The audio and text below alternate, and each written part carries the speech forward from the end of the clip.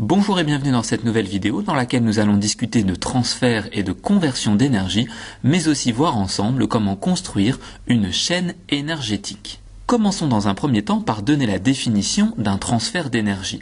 Lors d'un transfert d'énergie, deux corps, qu'il s'agisse d'objets ou d'êtres vivants, échangent la même forme d'énergie.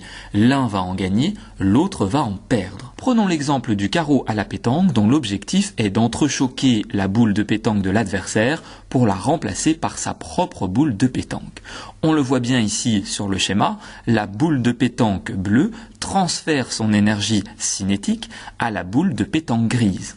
On a donc bien ici affaire à un échange d'énergie cinétique entre les deux boules.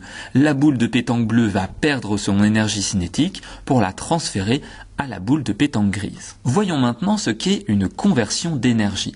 Lors d'une conversion d'énergie, une forme d'énergie est convertie en une autre forme d'énergie à l'aide d'un objet que l'on appelle un convertisseur. Intéressons-nous par exemple à cette maison entourée d'éoliennes mais aussi de panneaux solaires qu'on appelle également panneaux photovoltaïques. Les panneaux solaires vont convertir l'énergie lumineuse du soleil, que l'on appelle communément l'énergie solaire, en énergie électrique qui sera elle-même convertie en d'autres formes d'énergie, lumineuse ou thermique par exemple. Attention, les convertisseurs sont bien ici les panneaux solaires. Considérons maintenant les éoliennes. Il s'agit cette fois-ci de l'énergie cinétique du vent, que l'on appelle communément l'énergie éolienne, qui est convertie en énergie électrique, qui sera à son tour convertie en d'autres formes d'énergie, lumineuse ou thermique par exemple. Ici, les éoliennes jouent donc le rôle de convertisseurs. Seulement voilà, l'énergie ne peut ni être détruite ni être créée, elle doit être conservée. C'est ce qu'on appelle le principe de conservation de l'énergie. On dispose en fait au départ d'une certaine forme d'énergie que l'on appelle l'énergie exploitée. Cette dernière va être, à l'aide d'un convertisseur, convertie en énergie utile, qui sera donc exploitable, mais aussi en énergie dissipée, qui sera pour le coup perdue. Autrement dit, un convertisseur ne peut pas convertir 100% de l'énergie qu'il reçoit, que l'on appelle l'énergie exploitée, en énergie utile, donc exploitable. En effet, une partie de l'énergie exploitée sera convertie en énergie dissipée, donc en énergie perdue. Bien souvent, l'énergie dissipée est de l'énergie thermique. Cette énergie dissipée sera donc transférée à l'environnement dans lequel se trouve le convertisseur. Pour que le principe de conservation de l'énergie soit parfaitement respecté, l'énergie exploitée est donc égale à la somme de l'énergie utile et de l'énergie dissipée. Pour rappel, une énergie a pour unité le joule, symbolisé par un J majuscule. Intéressons-nous maintenant à la notion de chaîne énergétique et voyons comment en construire une correctement.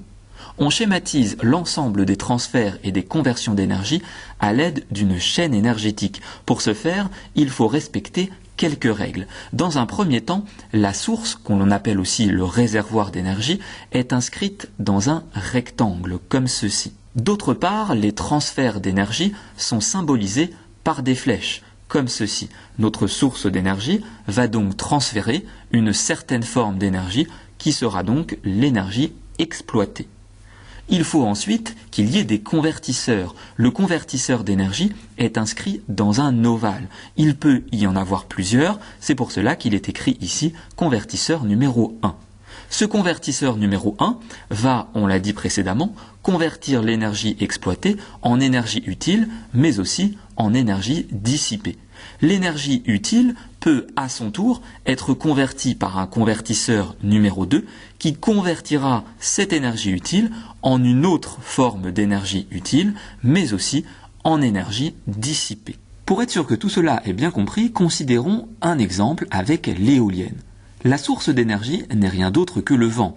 On exploitera du vent son énergie cinétique. L'énergie cinétique du vent est communément appelée l'énergie éolienne. Cette énergie cinétique du vent sera convertie par les éoliennes, qui jouent donc le rôle de convertisseur, en énergie électrique, qui sera notre énergie utile, mais aussi en énergie thermique, qui sera notre énergie dissipée. Cette énergie électrique sera à son tour convertie par des lampes, qui se trouvent par exemple chez une personne, en énergie lumineuse, qui sera notre énergie utile, mais aussi en énergie thermique, qui sera là encore notre énergie dissipée.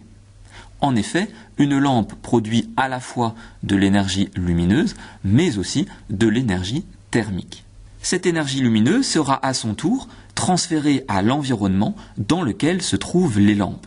Cette chaîne énergétique permet donc de comprendre comment, à partir d'un réservoir d'énergie, en l'occurrence ici le vent, il est possible d'obtenir de l'énergie lumineuse.